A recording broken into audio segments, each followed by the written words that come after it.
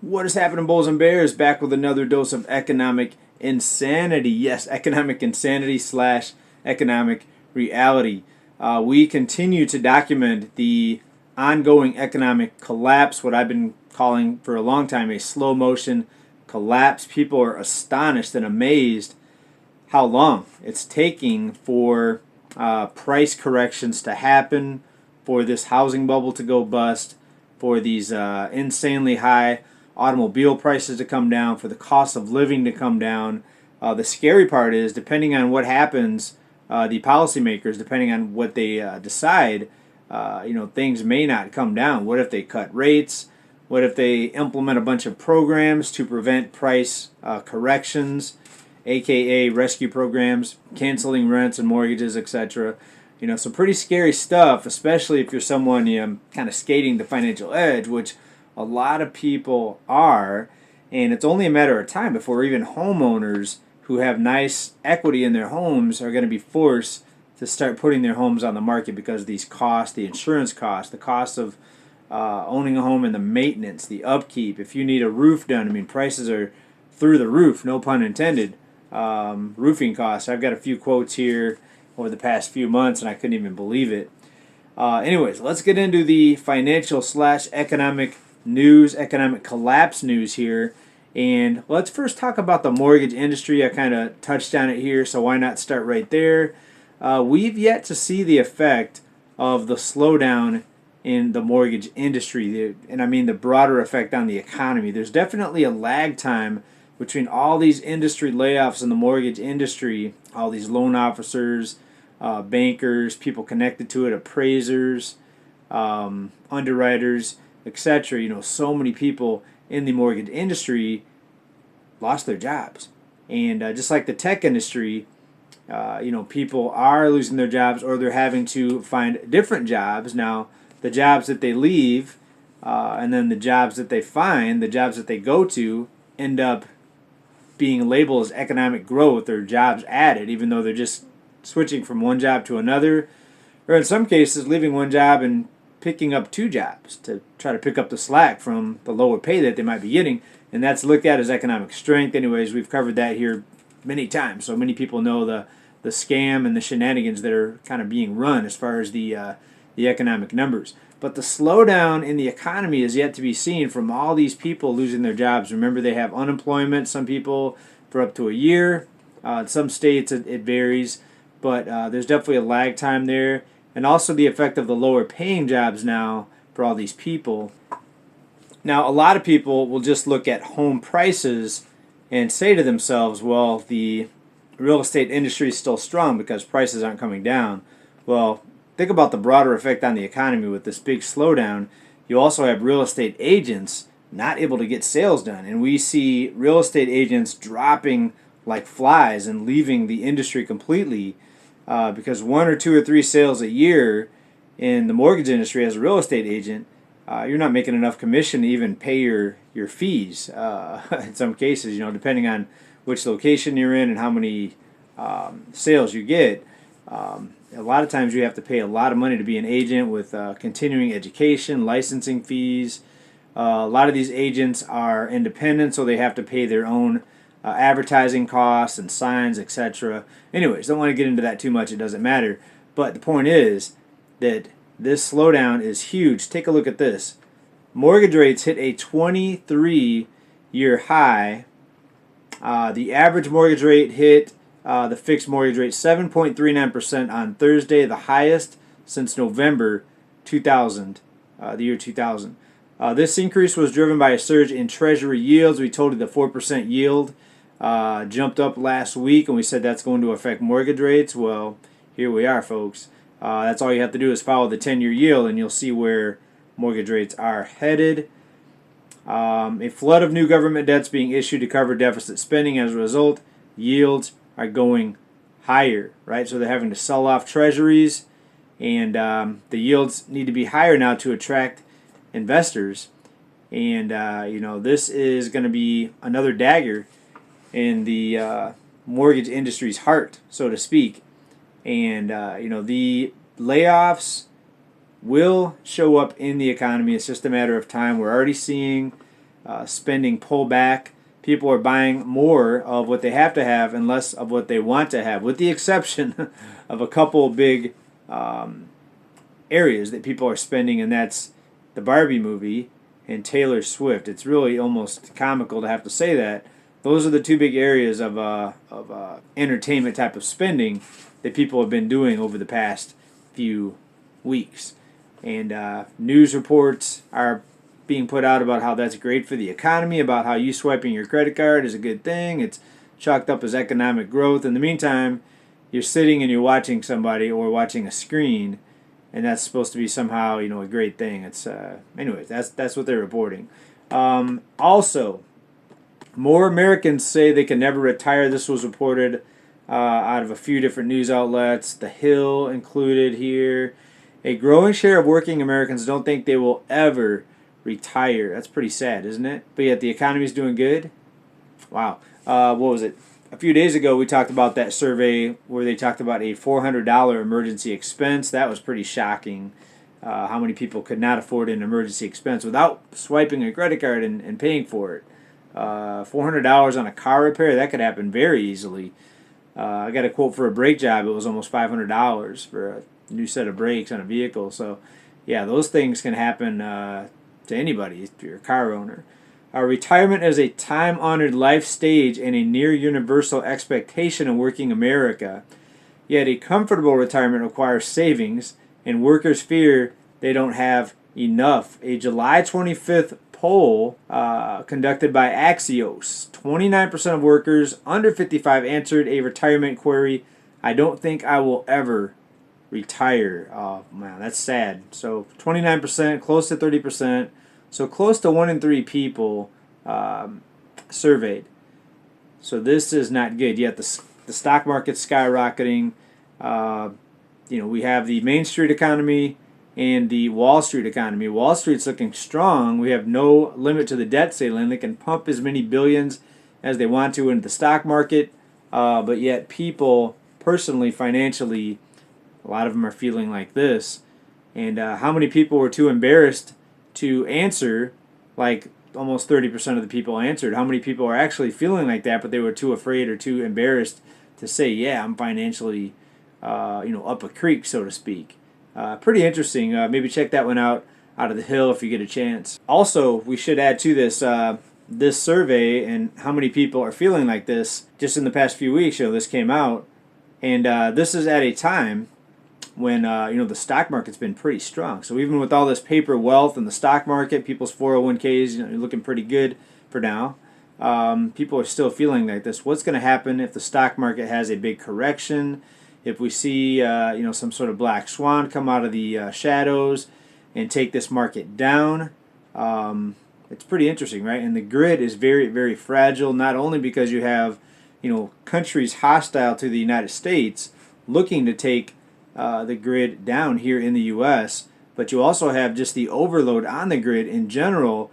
On that topic, let's talk about what happens, what's been happening over in Texas here. Let's jump over to Texas here. This was reported out of Yahoo Finance. Texas power prices Sunday, just yesterday, surged more than 800% as soaring heating costs push demand towards record levels and strain supplies on the state grid. All right, so we're talking about here, we're being told actually to buy electric vehicles when we see these things happen. It's happened here in California where they say don't run your dryer, don't run your washer or major appliances between certain hours.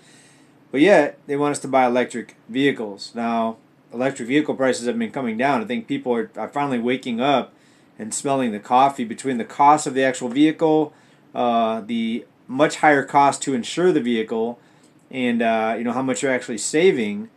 It's almost not worth it. I mean, some people are still feel like they're getting the benefit out of it, but to have everybody switch to electric cars, they're saying that's the solution. What's going to happen to these energy bills? So now you've got to pay more because the grid is so strained, not just because of electric vehicles, but because of the heat.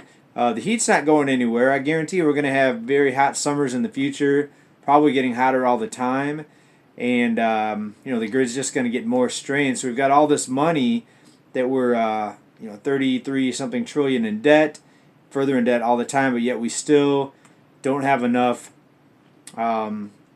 grids, or we don't have enough energy in the grid to sustain the demand or to meet the demand. Right? It's pretty silly how much money we're spending on all kinds of things, but yet every year we see these grid warnings. 800% increase in your power bill. So I'm not sure exactly how it works. In Texas, it looks like they're using some sort of moving rate table or something like that, where the more power that's used total, the more you're going to pay during those hours or during those days. In this case, it's been weeks and weeks and weeks because of the heat.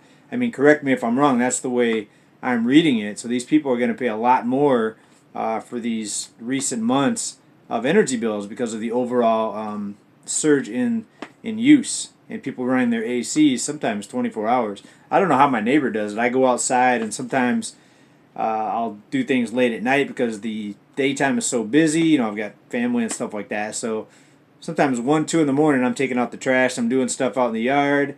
And my neighbors are running their air conditioner like 24 hours. Like 2 a.m. I'll be out there and I'll hear their air conditioning running.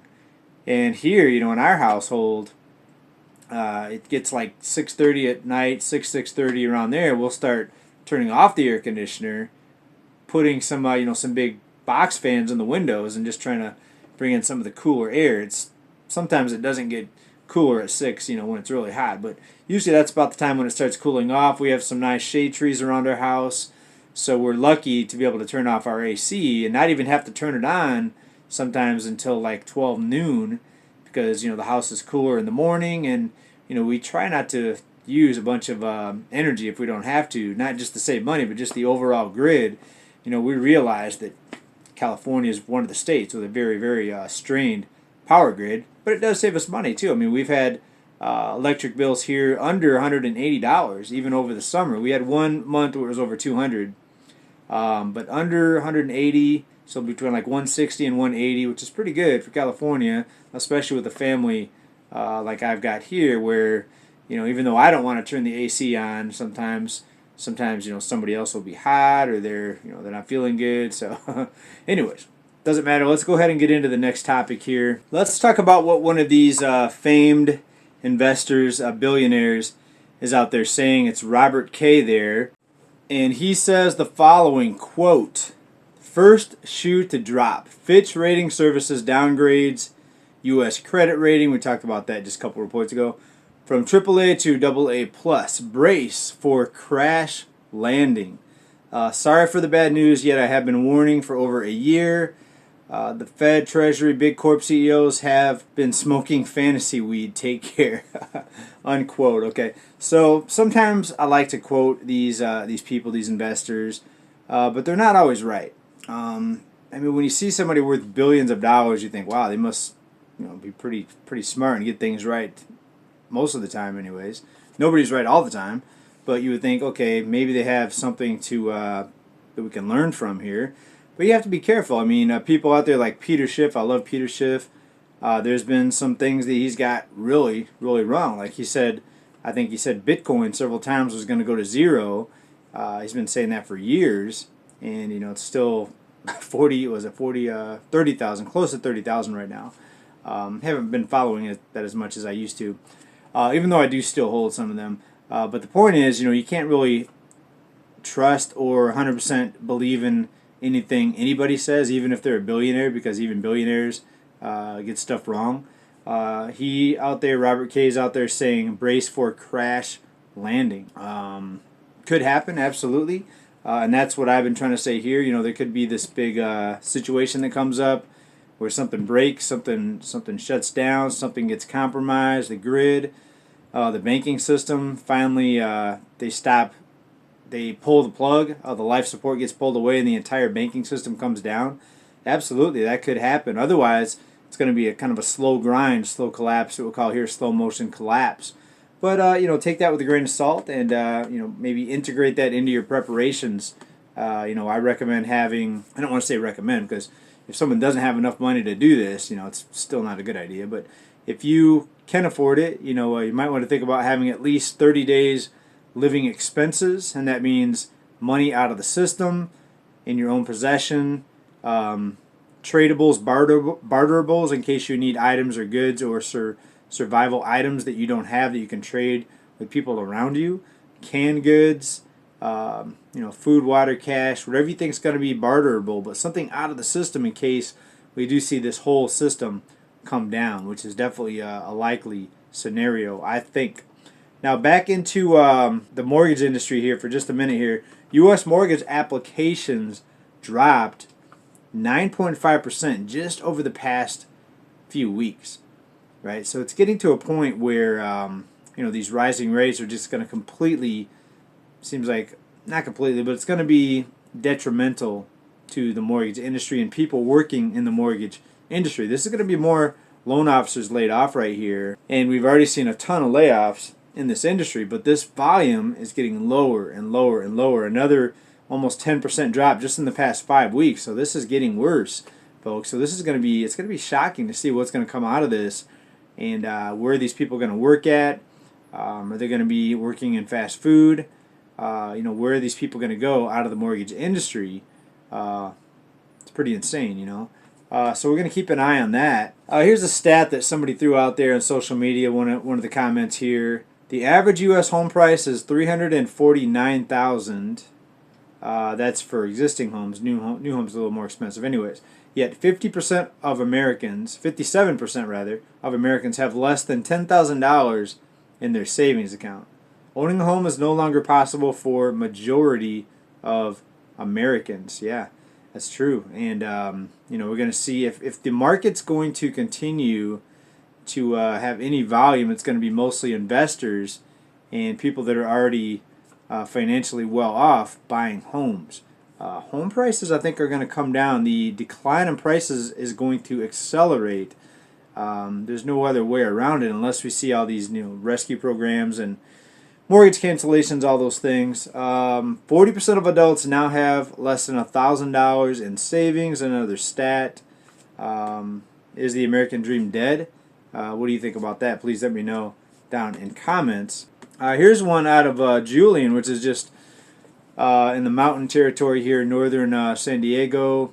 I don't think it's quite up in Riverside County, Julian, up in the mountain here in California. There's this Julian Cafe and Bakery. Let me put this up here, this receipt here. They're charging a 5% food inflation fee. Pretty interesting. Let me know if you've seen that. I've never seen that. Obviously, places are raising their prices because of inflation, because of higher food costs and transportation costs and everything else. But to see a separate line item on a receipt, why not just raise the food prices? Just raise your prices. Why do you have to have a separate line item and say this is the inflation fee? So you're telling me that food doesn't have the extra cost already built into it, or the food price? Pretty interesting. Anyways, I thought that was kind of strange and interesting. 5% food inflation fee. Okay, $2 on a what otherwise would have been looks like a $41 some change bill. All right, folks. How are you handling this cost of living? Are you thriving, or are you surviving, or are you getting buried? Please let me know down in comments. I hope you all are doing very well. I hope you are stacking and having your survival stack, so to speak, set aside, and I hope you're doing well. We're going to wrap this one up here. Thanks everybody for watching. Big love. Keep stacking. Bye for now, people.